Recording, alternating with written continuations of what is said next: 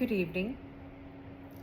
This is the same evening. I'm smoking the same cigar because this is part two to the story I just told you. So if you're watching part two, you want to watch part one, it's on my YouTube channel. So I'm not going to relight a cigar. I'm going to finish smoking this one. Part one was about my worst day in New York, where someone protected me when I asked for help. This story is about a time when I was leaving work. I was working Madison Avenue, close to Grand Central. I got in Grand Central and I had to ride to 42nd Street, change trains. And as I came down the steps to the one train platform, there were hundreds of people. It's unless you've been here, I don't know that you could imagine hundreds of people. And as I'm at the top of the steps looking down, there was a kerfuffle on the platform.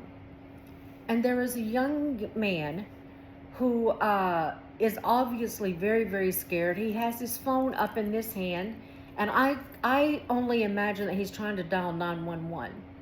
And he is quietly saying, "Please help me, please help me." And he's just kind of more than a whisper, but that's about it. "Please help me."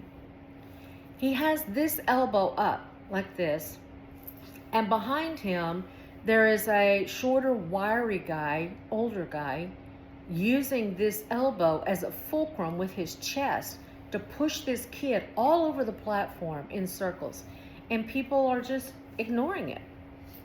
So as I come down the steps slowly, I am observing all this, looking to see if anybody's going to help this kid, and nobody's, a lot of people aren't even paying attention, just trying to stay out of the way of the two circling round and round in this unorthodox dance, if you will. So as I get to the bottom of the steps and I'm walking, I was going to walk down and catch a car on down to be closer to my next stop that I wanted to get out. But I stopped there and just observe a little bit. Number one, I don't want to engage the bully.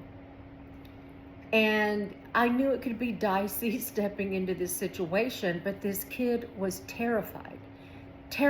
And, you know, he's still got his phone, he's got his elbow up, and he's just still above a whisper, "Please help me, please help me." And his face is showing terror.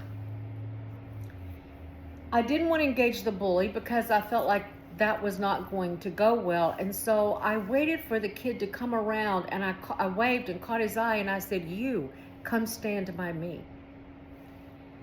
And I thought, if he will come stand by me, I will try to help. And it got his attention, and he, you know, kind of locked eyes on me as he's going around again. He stopped saying, "Please help me." And when he came back around, I said, "You, come stand by me." And he did. He came and stood right behind my left shoulder. And he was a lot taller than I was. Well, as you can imagine, the bully's now focused on me. Once again, if you're my friends who don't like language, you might not want to listen to the rest of this because I'm going to use the New York language that was being used. And the bully turned towards me and just began screaming at me, "You fucking white bitch." Now, I've been called that a whole lot in New York. If you ride the train at 2 and 3 and 4 in the morning to get to work, you're not going to be liked by a lot of people.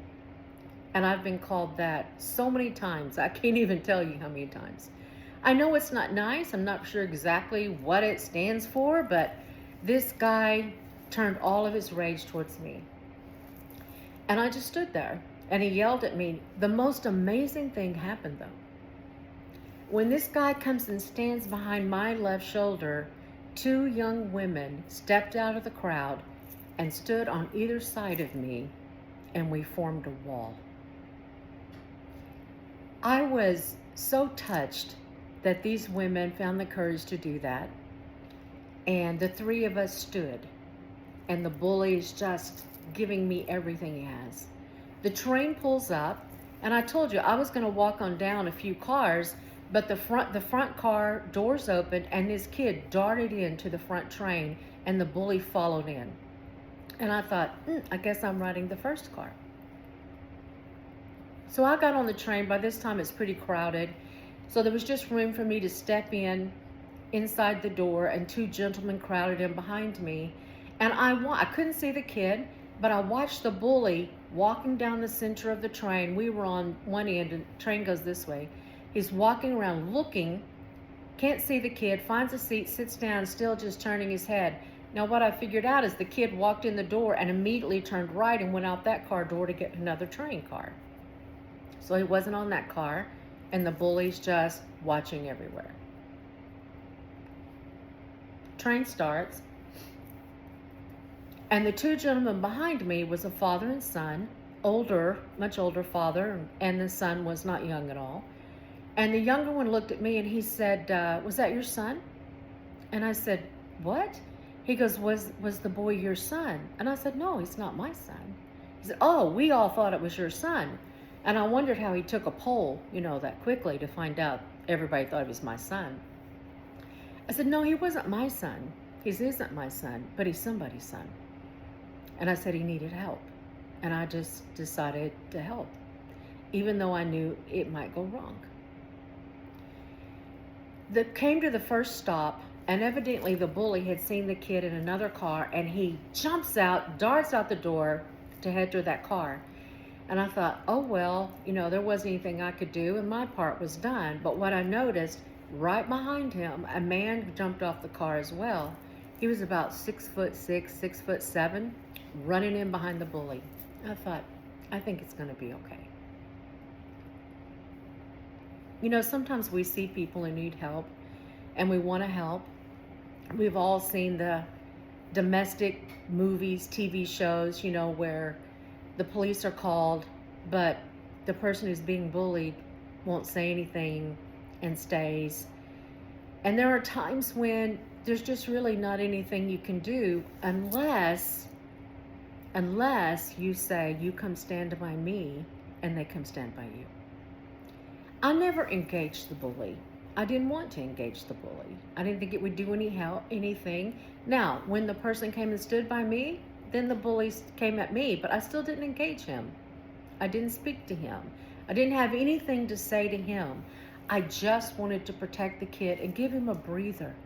Just give him a chance to catch his breath and to know that that situation wasn't going to remain that intense the whole time. What was wonderful was these two women stepped out and we formed a wall. There's times in life, like in story 1, where you're going to find yourself in situations where you're being bullied. You may say something and the bully stays with you and you ask for help. This time, someone was asking for help and I didn't engage the bully, but I talked to the person being bullied. You come stand by me. You may be in one situation or both situations, or maybe you know of somebody in a situation. Wait for them to ask for help. Wait for them to ask for help. If it's a young child, you can't do that, but wait for them to ask for help. Don't engage the bully. And maybe when you help, other people will step up and form a wall of protection. Life offers us so many situations, and they're not always as easily solved as we would like, or you can't make bullies go away, but you can offer a respite for a breather. You can form a wall. You can offer help in your situation. As always, I'm the lady with the cigar, and I'm sending love.